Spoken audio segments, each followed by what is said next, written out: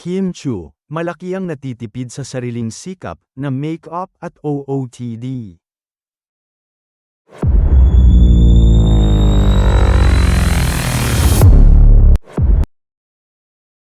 Ang laki pala ng natitipid ni Kim Chu sa araw-araw pagdating sa kanyang make-up at OOTD. Sa kanyang IG story ipinakita ni Kim ang sariling sikap sa pag-aayos ng kanyang itsura bago sumalang sa kanyang noontime show. Sa video ibinahagi ni Kim ang pagmi-makeup niya sa sarili at ang pag-style ng kanyang buhok. Ang tanging katulong lang ng aktres ay ang kanyang assistant na nagpaplantsa ng kanyang buhok. Pero ang pag-braid at paglalagay ng kulot sa hair niya ay siya na mismo ang gumagawa. Sa content na ito ibinida ni Kim ang 28 minuto niyang pag-aayos sa sarili nang walang tulong ng ibang stylist, makeup artist o hairstylist.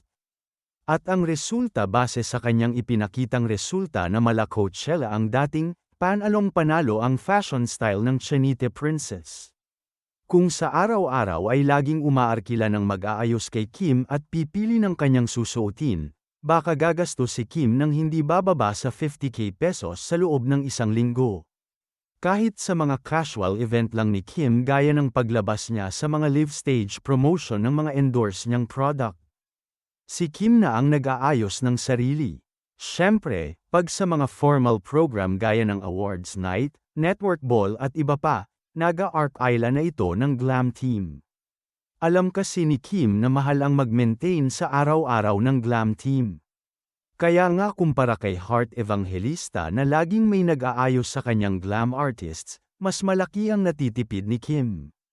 Samantala, sigurado nang dadagsain ng mga tiga-Zamboanga ang pop store ng Little House of Bonnie PH bag business ni Kim, ngayong July 11. Ipinasilip na ni Kim ang location ng tindahan na matatagpuan sa second floor sa One Campaigner Building, Campaigner Street. Bagamat, ang ipinakita ng aktres ay ang 80% pa lang na completion ng store, sure namang 100% na matatapos ito bago sa target date ng opening.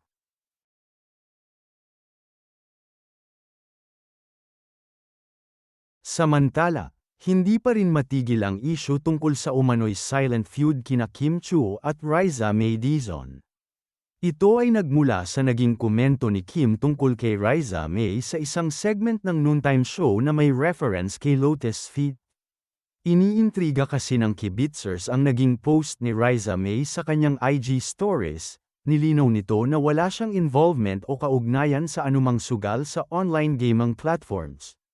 Sa kanya kasing post, ibinahagi niya ang isang video na may tatak na fake kung saan idininay niya ang kaugnayan niya sa nasabing ad. Binalaan din niya ang publiko na mag-ingat at huwag basta maniwala sa nabanggit na post. Ikinoonak naman ng mga nagmamahadera ang post na ito ni Riza May kay Kim.